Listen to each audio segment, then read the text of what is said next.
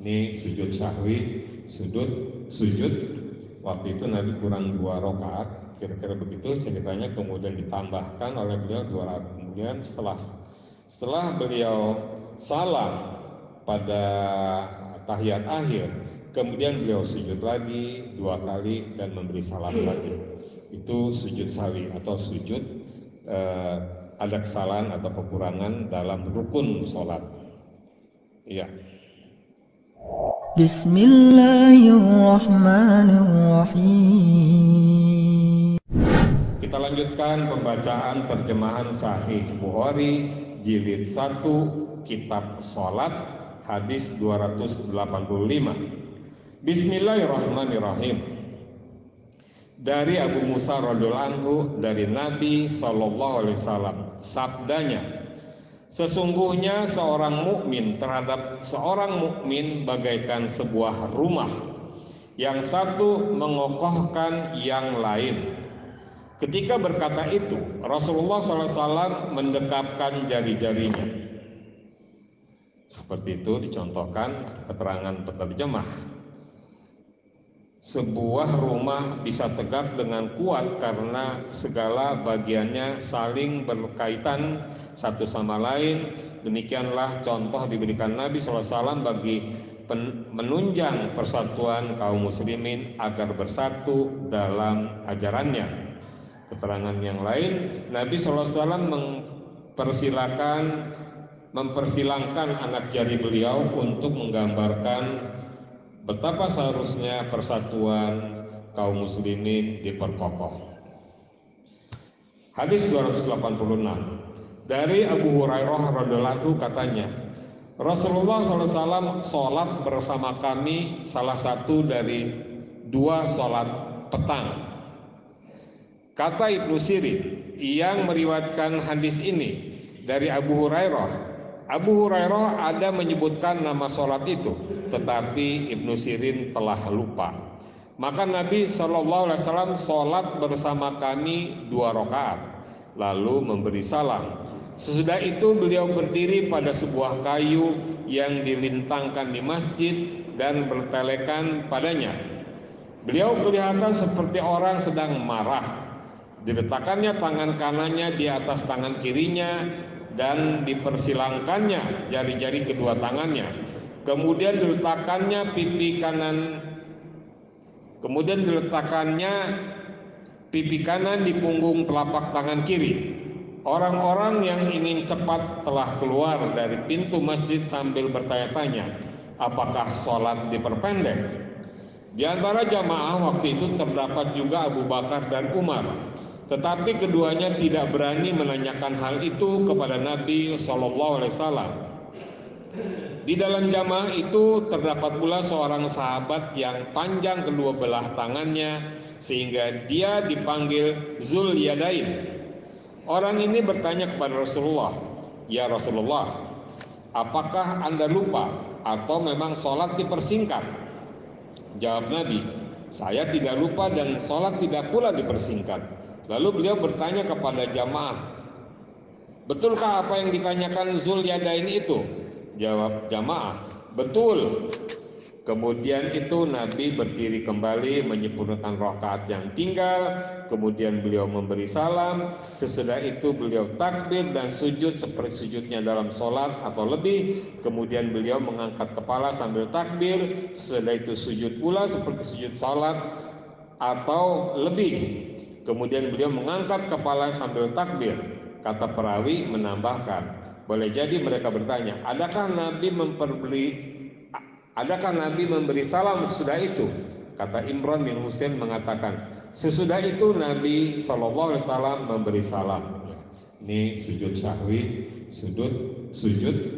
Waktu itu Nabi kurang 2 rakaat, kira-kira begitu ceritanya. Kemudian ditambahkan oleh beliau 2 rakaat. Kemudian setelah beliau salam pada tahiyat akhir, kemudian beliau sujud lagi 2 kali dan memberi salam lagi. Itu sujud sahwi atau sujud ada kesalahan atau kekurangan dalam rukun sholat. Iya. Hadis 287. Berita dari Ibnu Umar radhiyallahu anhu mengatakan bahwa Rasulullah SAW apabila beliau keluar di hari raya, beliau memerintahkan supaya membawa lembing. Kemudian lembing itu diletakkan orang di hadapan beliau dan beliau sholat menghadap lembing itu. Sedang orang banyak mengikuti beliau sholat di belakang. Rasulullah SAW melakukan dalam perjalanan, karena itu ditiru pula oleh para raja. Lembing itu tujuan Rasulullah bukan meniru raja atau apa, akan tapi itu sutra yang membatasi beliau akan sholat di belakang lembing atau tombak yang ditancapkan begitu, supaya tidak ada sesuatu pun yang melintas di hadapan beliau ketika sedang sholat. Itu sutra namanya. Kita di sini ada banyak sutra, Pak. Dibikin bahwa Bapak kalau sholat sebaiknya di depan, mendekatlah kepada tiang atau carilah jamaah yang sedang duduk, sholatlah di belakang dia, sehingga tidak ada orang yang melintas di depan Bapak, dan Bapak juga tidak harus menahan orang yang akan melintas di depan Bapak ketika sholat. Itulah. Ada di hadis yang lain dikatakan bahwa lebih baik orang berdiri di situ selama 40 tahun daripada melintas di hadapan orang yang sedang sholat. Lanjut hadis 288. Dari Aun bin Abu Juhaifah radhiyallahu anhu, katanya, aku mendengar ayahku mengatakan bahwa Rasulullah sallallahu alaihi wasallam sholat bersama-sama mereka di tanah lapang. Sholat zuhur 2 rakaat dan sholat asar 2 rakaat. Sedangkan di hadapan Nabi ditancapkan sebuah tongkat, sementara itu seorang wanita dan seekor keledai lewat di hadapan beliau di balik tongkatnya, di sebelah sananya.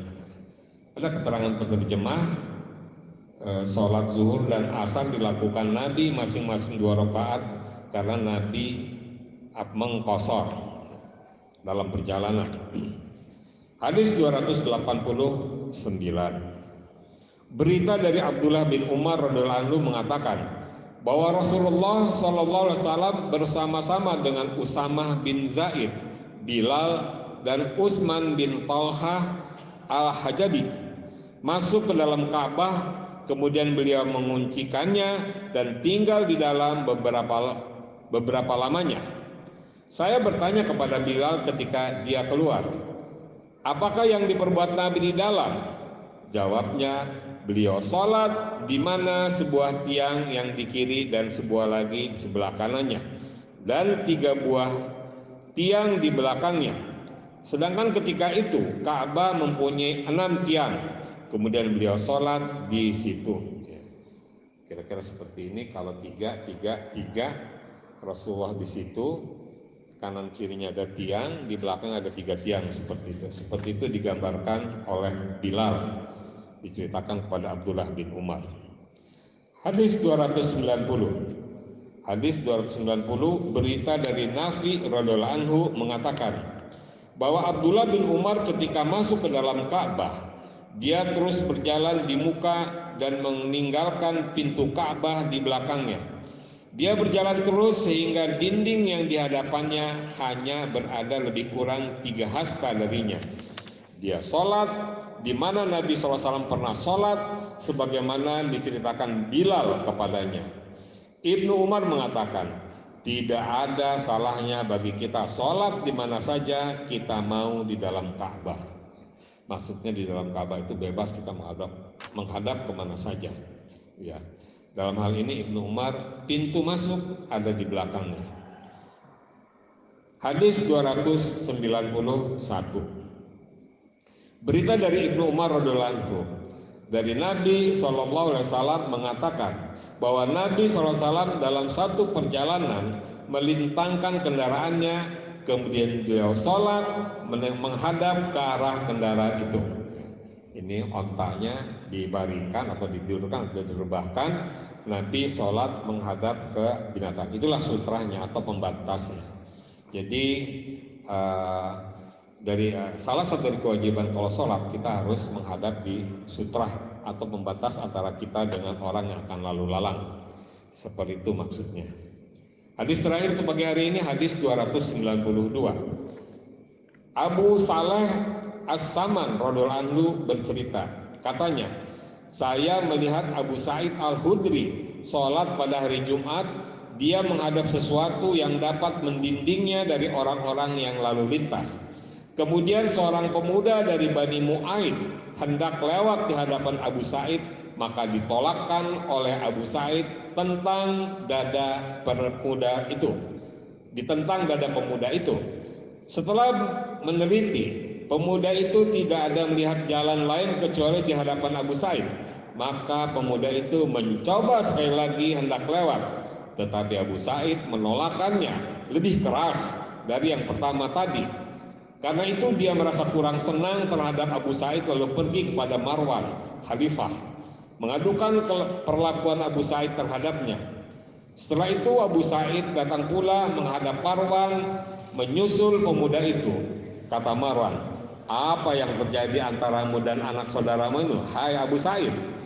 Jawab Abu Sa'id, aku mendengar Nabi SAW bersabda, apabila seseorang kamu sholat menghadap sesuatu yang dapat menutupnya dari orang-orang yang lalu lintas, kemudian ada orang yang hendak lewat di hadapanmu, maka tolakkanlah dia, tetapi jika dia enggan, lawanlah dia, karena sesungguhnya dia itu setan. Jadi itu satu hal yang wajib menahan orang sholat. Maksudnya menahan orang yang akan melintas di hadapan kita, di antara kita dengan sutrah tadi. Ya.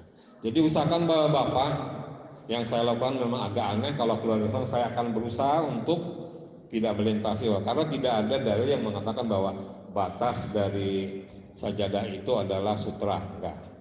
Sutra itu taruh aja tas kita atau apa saja yang kira-kira tingginya sampai dengan orang berbaring, atau kita sudah bikinkan tuh, tinggal ambil, taruh, letakkan kembali. Itu pembatas, karena kewajiban kita untuk menahan orang yang lalu dan kewajiban orang yang akan lalu tidak melalui orang yang sedang salat. Demikian, mudah-mudahan kita pahami dengan benar dan dapat kita lakukan dengan mudah sunnah-sunnah Rasulullah ini. Insya Allah kita dapat pula sahabat dari beliau kelak. Kita dapat sahabat pula dari beliau kelak. Subhanakallahumma rabbana bihamdika Allahumma asyhadu an la ilaha illa anta astaghfiruka wa atubu ilaik. Wassalamualaikum warahmatullahi wabarakatuh.